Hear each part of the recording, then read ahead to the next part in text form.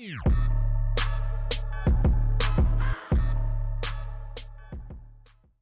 yo, what's up and welcome. I'm the one and only West Coast King, and welcome back to Save the Crew, where we're about halfway through season number 2 here, and we're still in second place. Atlanta, it has kind of a commanding lead. Well, 5 points. It's not a commanding lead, but it's significant. We do have those 3 games in hand, but we're probably not going to make those games up until probably August.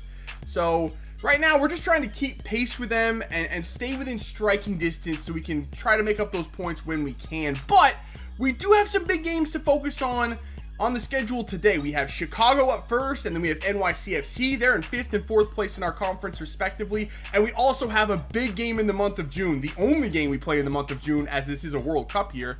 And that will be against first place Portland. So we have plenty to keep us busy while we wait to try to catch up to Atlanta.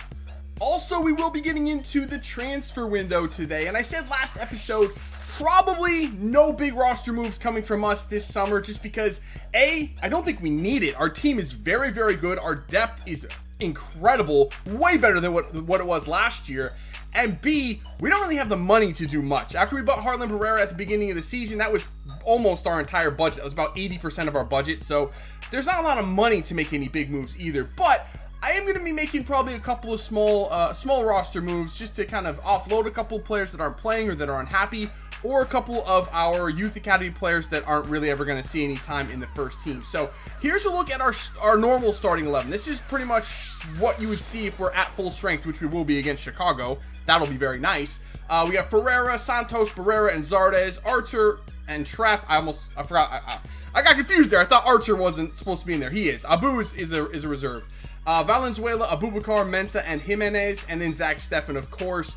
Our bench typically looks like this: Rogerson, Sosa, Benitez, Abu, Kempin, Opoku, and Crognale, of course. Although I think I will be calling up one of our youth academy goalkeepers very, very soon, and I'll probably try to offload Kempin. He's unhappy because he never plays, and I don't really blame him.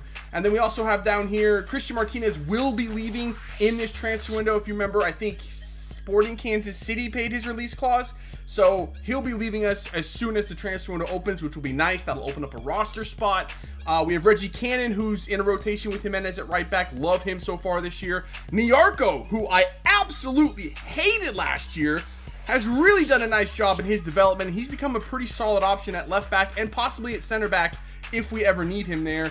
Nico Hansen, I wish I could get him on the field more as in that super sub role, but I really can't justify a spot for him up here above Rogerson or Benitez. So unless someone picks up an injury, he'll just be a bit of, a depth player at this point. Williams, though, is another player I'm probably going to look to offload this transfer window. He never plays. He is good. I mean, when he's played, which is like twice, he's done a good job, but he's unhappy. His playing time isn't what it should be, so I'll probably look to move him. And then we have the rest of these players. They don't play much, if at all, ever. Yeah, not really. I think Ricardo Clark's really the only one that ever gets any playing time out of them. But there's a couple of youth academy call-ups: Brown, Kiaga, Vasquez. Probably not ever going to feature in our first team, so I'll probably either look to put them out on loan or sell them off this transfer window. Alright, so we are ready for our first game today, and we're off to Toyota Park in the Windy City to take on Chicago. And as I said, our team is fully rested, fully healthy, and ready to go. And Chicago is holding down, I think, the last playoff spot, if I remember. I just showed you probably know. I think they're holding down one of the last playoff spots in the East. So they're a decent team. They're in pretty good form. Let's see how we get on.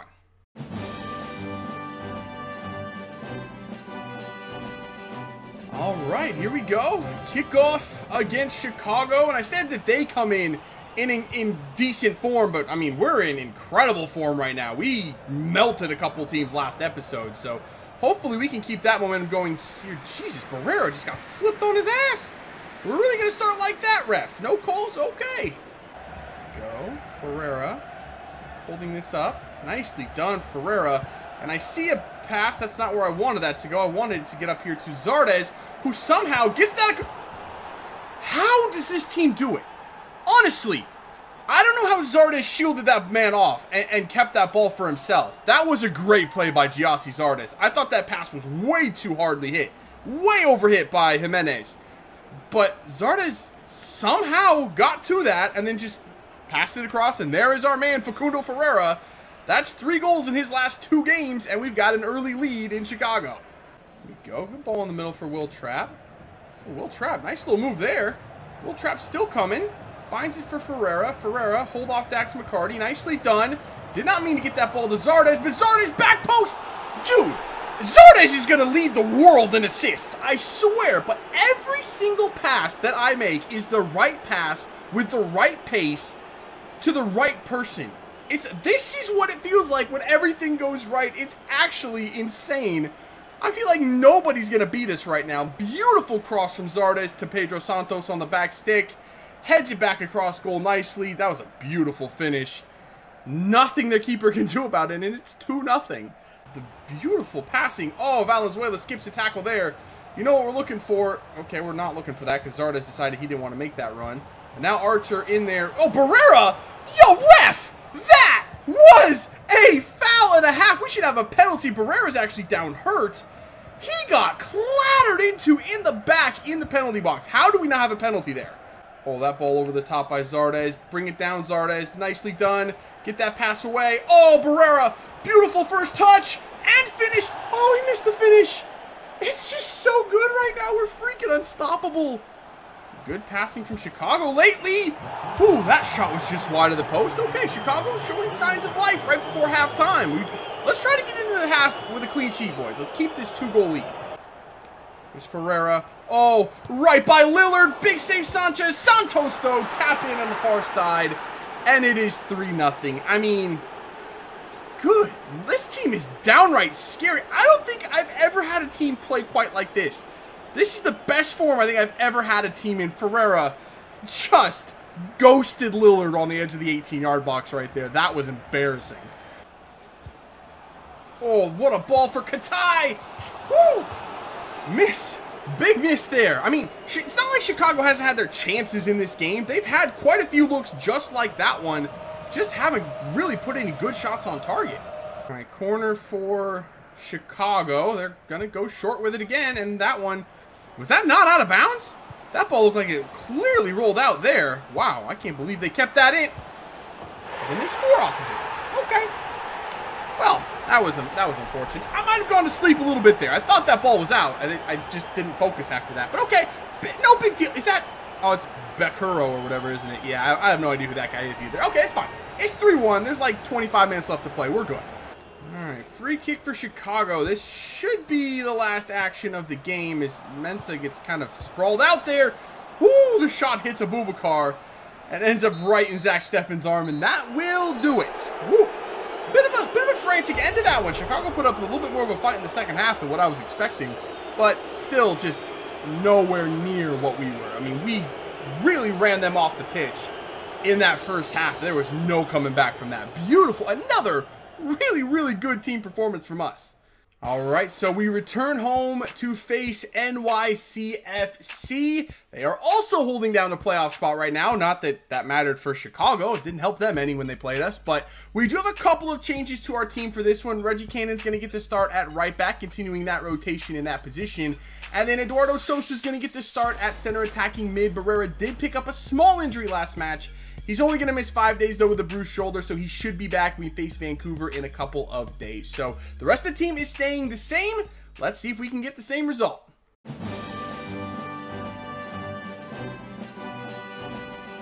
So here is a look at this NYCFC lineup. I don't know if this is the first time we've played them this year. Okay, so they do have David Villa. He's on the bench. So is Jonathan Lewis and a couple of their other normal players. Half of these dudes that are on the field, I don't know who the hell they are.